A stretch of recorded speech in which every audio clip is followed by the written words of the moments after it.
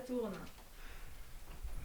Bien, eh ben, vous me demandez ce qui me fait marcher dans la vie. C'est une question qui m'intéresse parce que je n'y ai jamais vraiment réfléchi jusqu'à aujourd'hui. Parce que on vit sans se poser ce genre de questions. Et puis, à vrai dire, ça ne me paraît pas nécessaire de me la poser. Et puis, si. Si, je me dis qu'effectivement, nous devons avoir tous quelque chose qui nous pousse. Une force, une vocation, on dit quelquefois. Je me suis posé la question, est-ce que j'ai une vocation? Je ne crois pas. Alors je me pose la question. Je pense qu'il n'y a pas une seule force, une seule idée qui me pousse. J'en vois plusieurs. Je ne sais pas laquelle est la plus importante, je vous dirai. Je vais vous les donner. La première, c'est la foi. Je suis fils d'une famille chrétienne, j'ai été élevé catholique, dans la religion catholique. J'ai pas perdu la foi.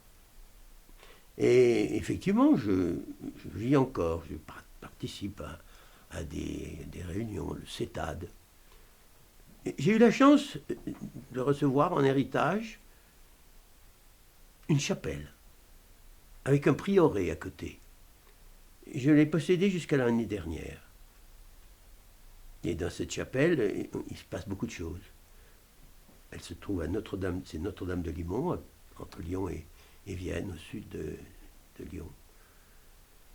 C'est un pèlerinage, c'est le second pèlerinage marial de la région lyonnaise, après Notre-Dame de Fourvière. Et j'en ai un propriétaire, une association existe, et pendant des années, je m'en suis occupé. On logeait des prisonniers qui sortaient de prison, pour quelques semaines, quelques mois. Bon, et là, j'ai une vraie fidélité à Notre-Dame de Limon. J'ai beaucoup travaillé dans la chapelle, dans les lieux autour. Voilà, c'est un lieu qui, pour moi, est très important, très précieux.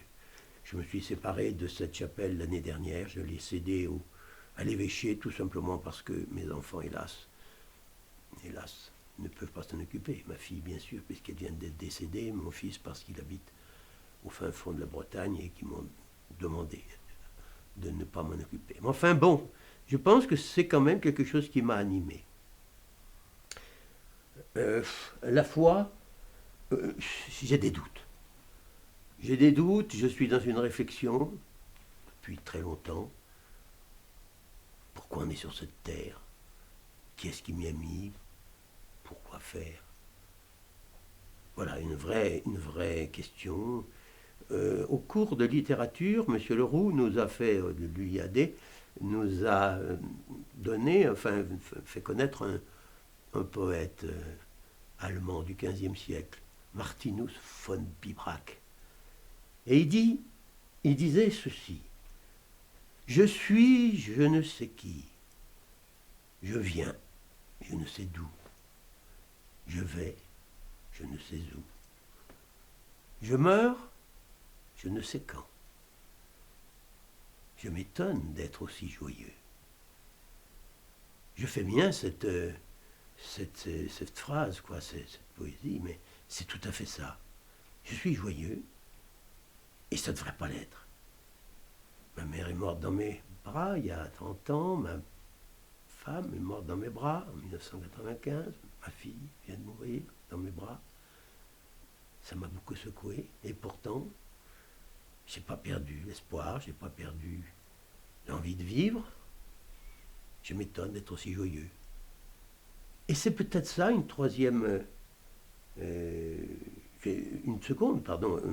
force, c'est l'envie de vivre, c'est une certaine joie que j'ai à l'intérieur de moi, qui m'anime, qui me fait vivre peut-être bien. Ce qui me fait marcher dans la vie, j'ai réfléchi encore. Je me dis que ce que je fais, c'est peut-être fait pour me rassurer. J'ai eu, pas me plaindre, je n'ai pas un passé misérable, loin de là, mais j'ai eu des problèmes de santé. Et ça m'a fait reculer, j'ai eu des problèmes dans mon éducation. Puis j'étais pas bon en maths, j'étais pas bon en langue, donc j'ai eu des problèmes. Heureusement, j'étais bon en histoire et géographie. Ça m'a permis de m'en sortir. Toutefois, j'ai eu des moments difficiles. Et je pense que oui, j'ai besoin de me rassurer. Et j'ai envie de faire quelque chose dans cette vie parce que je veux justement exister. Je veux montrer que je suis capable de faire des choses. Donc peut-être que c'est ce besoin de me rassurer qui m'aide à vivre le bien possible. Ce qui me fait vivre, c'est peut-être aussi l'ambition. Pas seulement le besoin de me rassurer, mais le besoin de m'affirmer. Je ne dis pas que c'est un concours avec les autres, je suis modeste, je n'ai pas envie de battre les autres, pas du tout. Mais j'ai envie de faire des choses. J'ai envie sur cette terre. Je pense qu'une de mes qualités, c'est la curiosité. J'ai très envie de connaître beaucoup de choses, en tout cas dans tout ce qui concerne mes possibilités, bien sûr. Les mathématiques, je voudrais bien, mais bon, c'est pas mon truc. Inversement, j'ai découvert que j'ai beaucoup de possibilités et la chance que j'ai eue, peut-être sur cette terre, c'est d'avoir des occasions de les mettre en valeur. Alors, une des principales choses qui m'anime, c'est aussi l'amour. L'amour des gens, l'amour des autres, à commencer par de ma famille, l'amour de ma femme, Marie-France, que j'ai beaucoup aimée, et qui est décédée il y a maintenant 15 ans de cancer. Et puis l'amour de ma fille, hélas, qui est morte aussi il y a 5 mois d'un même cancer. Ça m'a fait très mal. Néanmoins, cet amour reste, et puis j'ai encore mon fils, j'aime ma fille une fois décédée. Je crois que l'amour, pour moi, ça compte. Ce qui me fait marcher, encore, l'ambition, je viens de le dire, non pas pour me mettre en avant, mais pour simplement montrer que oui, que je suis là. Et ce que j'avais envie de faire, je crois que je l'ai fait en partie, c'est laisser une trace derrière moi. C'est laisser une trace pour que quand je ne serai plus là, ça devrait arriver un jour, tout ne disparaisse pas.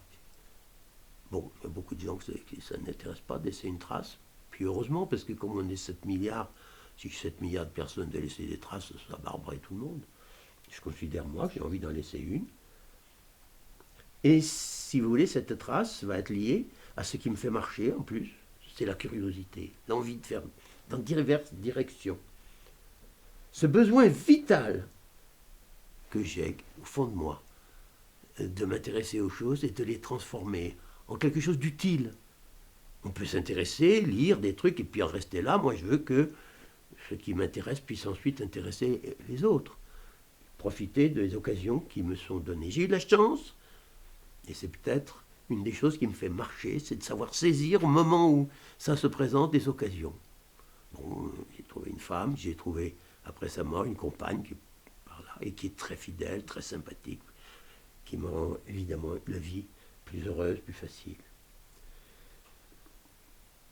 Simplement, il m'a fallu avancer. Et pour avancer, ben justement, j'ai eu des chances, mais surtout, j'ai essayé de saisir par les cheveux, comme on dit, les chances quand elles se présentaient. Voilà, alors, première chance, ça a été de devenir professeur.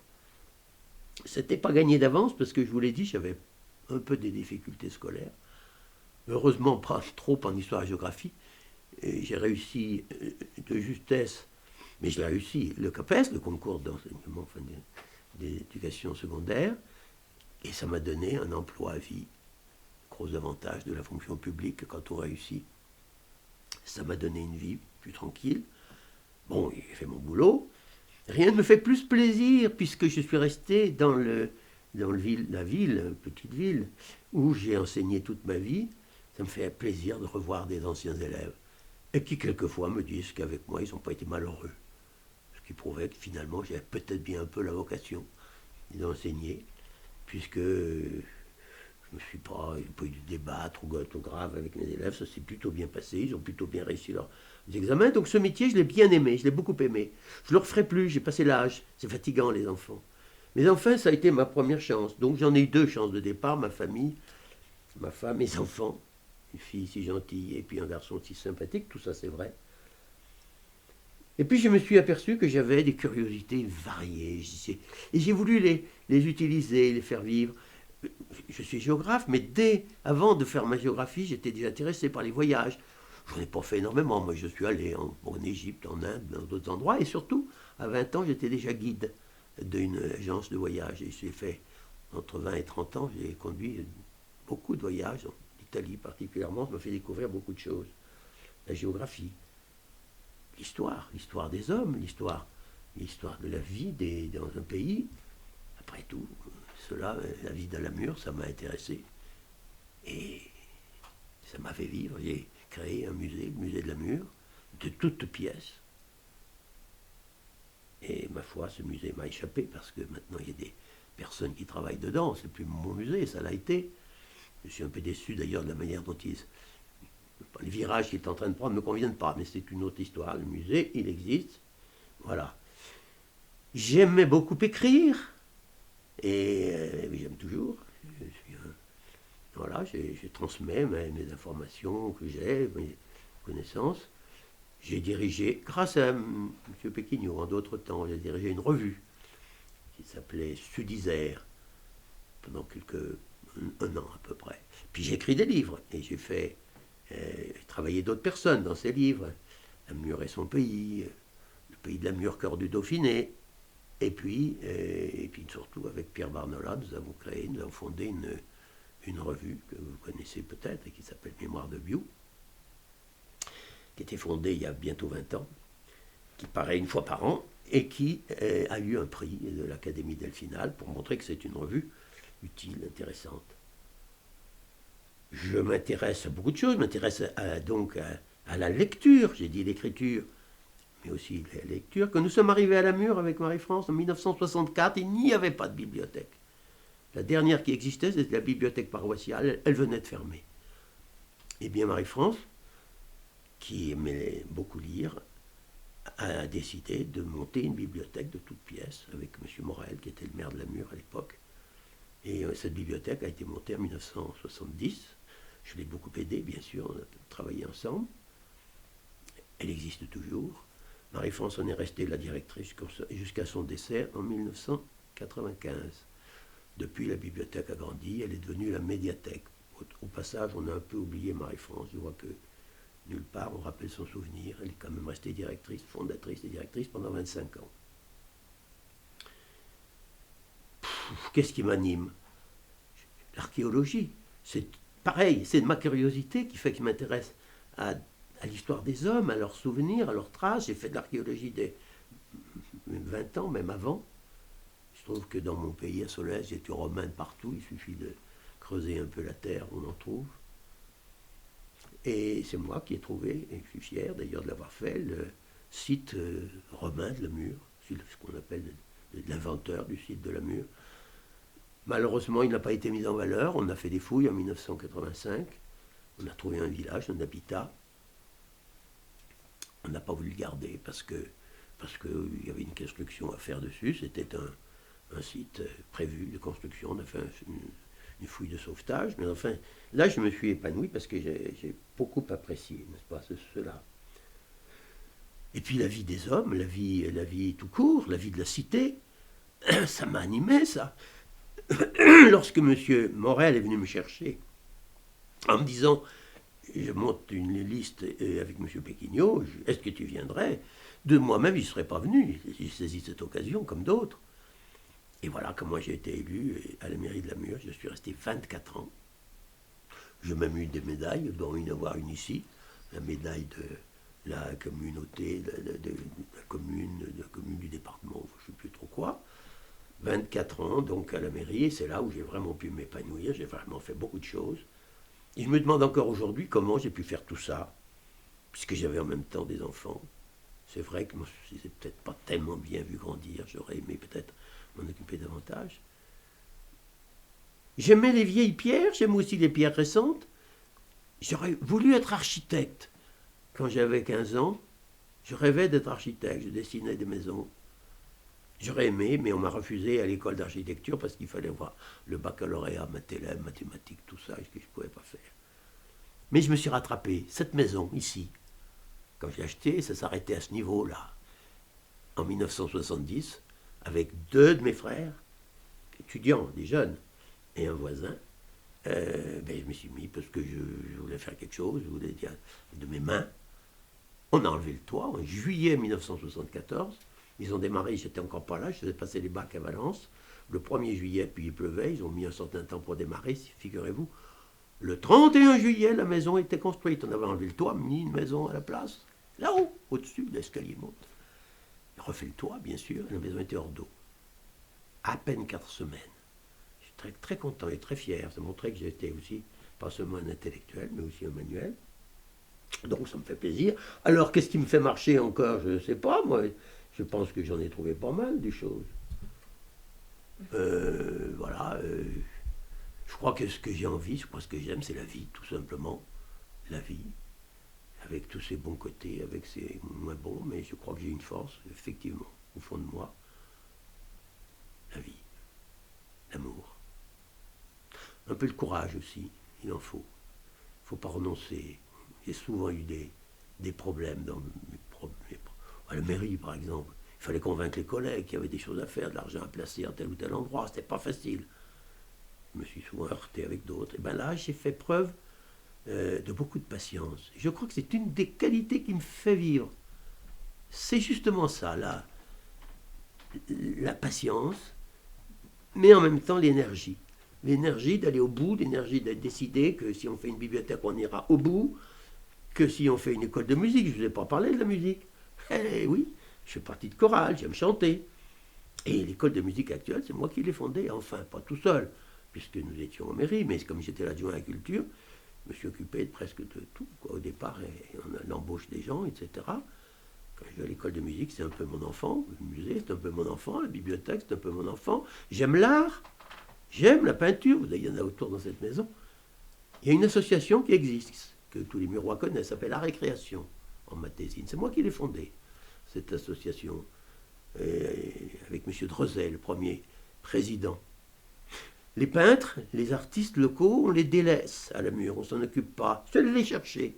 Si aujourd'hui il y a au musée de la Mure 380 œuvres de Claude Garanjou, qui est un peintre qui a travaillé ici à la Mure pendant toute une partie de sa vie, la première partie de sa vie, jusqu'à ce qu'il ait 50 ans, et bien c'est bien moi qui suis allé chercher, hein, à Aix-en-Provence. Voilà, pareil, je m'intéresse beaucoup à un sculpteur qui s'appelle Abel Chrétien, les Murois connaissent parce que c'est lui qui a fait le coup de Grisou dans le jardin de ville, c'est lui qui a fait le personnage qui se regarde dans le bureau de la mairie. Puis il était parti, il est mort, le Abel Chrétien, puis ses enfants ont quitté le pays, ils sont à Aix, en Provence, à Cannes par là-bas, la fille. Puis je suis allé les chercher, et aujourd'hui on va peut-être avoir à nouveau des sculptures comme cela. Donc je m'intéresse, comme vous pouvez voir, à plein de choses, et vous me demandez ce qui me fait marcher, mais je crois que c'est la curiosité, c'est l'envie, c'est le courage, et puis c'est me dire que j'ai trouvé une place, enfin j'espère, dans cette vie. Voilà.